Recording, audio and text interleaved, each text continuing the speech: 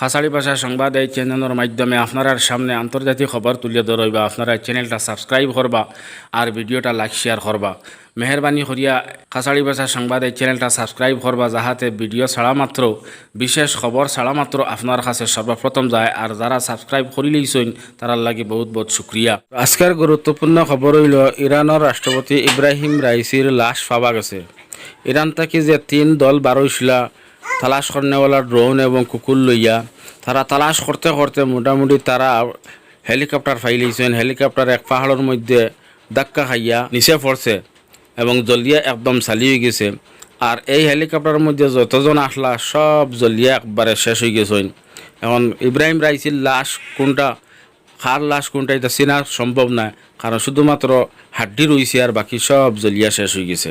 একমাত্র হেলিকপ্টারের ফিসর সামান্য এক টুকরা বাঁচিছে আর আস্তা হেলিকপ্টার জ্বলিয়া শেষ। কিন্তু এই ঘটনাটা কিলা হইল এটা পাওয়া যাইব, কারণ বড় বড় যত লিডার হল রাষ্ট্রপতি প্রধানমন্ত্রী এরার ফ্লাইটও একটা ব্ল্যাক বক্স থাকে, এই বক্সও সব রেকর্ডিং হয়ে যায়।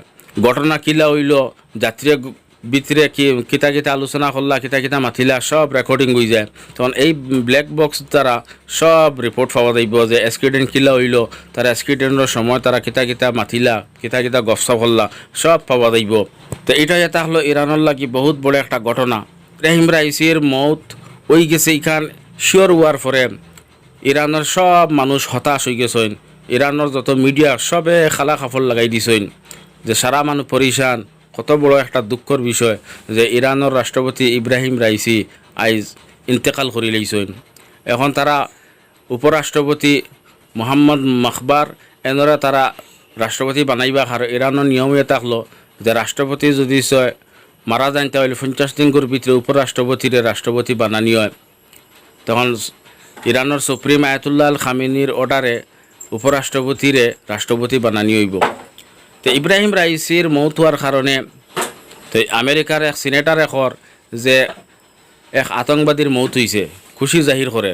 আর ইসরায়েলে এই ঘটনা শোনা মাত্র ফয়লা জানাইয়া দিলেইছে যে এটার মধ্যে আমরার কোনো হাত নাই, আমরার কোনো সাজিশ কোনো ছাল নাই এই ঘটনার ব্যাপারে।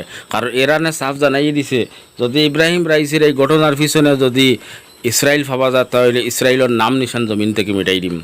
তো ইসরায়েলের কিছু কট্টরপন্থী মিডিয়া আছেন এরা আবার খুশি জাহির কথা কইরা দেখো ইসরায়েলের বিরোধিতা করা আইজ ইব্রাহিম রাইসির মৌত হয়ে গেছে। তুরস্কর পার্লামেন্টওয়ালা একজন ইসরায়েলের বিরুদ্ধে মাথায় তানও মৌত হয়েছে। তো এটা হইল কি বাজে মাত আউরি মাত, কারণ আমরাও তো ইসরায়েলের বিরুদ্ধে মাতিয়ার তা মৌত হয় নাকি।